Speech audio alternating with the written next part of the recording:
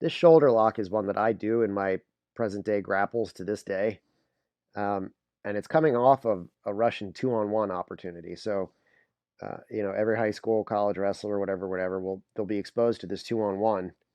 Um, but they're not necessarily doing a whole lot of pain compliance from there. And the kind of grip that 2-on-1 takes, it becomes like almost kind of a key lock grip or almost like a quarter Nelson grip, but instead of the quarter Nelson being on the head or the neck, it's on that little line of the shoulder where the joint actually comes together, right? Right on the hinge of the shoulder joint.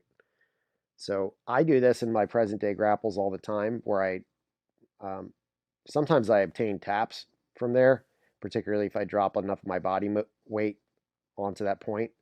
But very often, what I'll get is pain compliance, where I can drive the guy's face all the way down to the mat.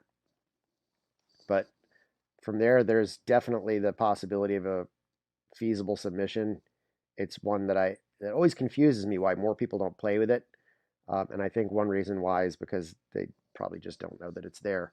But um, again, if you're coming off of a 2-on-1, let's say from like like a mutual collar tie situation, you snap it off, you go into the 2-on-1.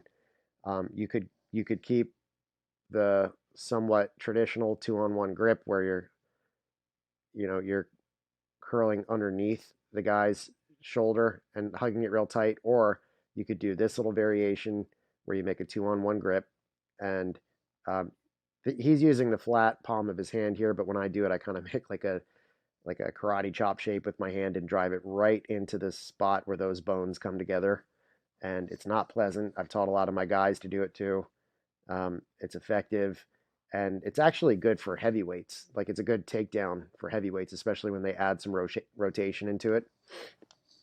You get these heavyweights with a lot of mass, and they very often will have just a little bit more strength assets compared to like their size than other people would.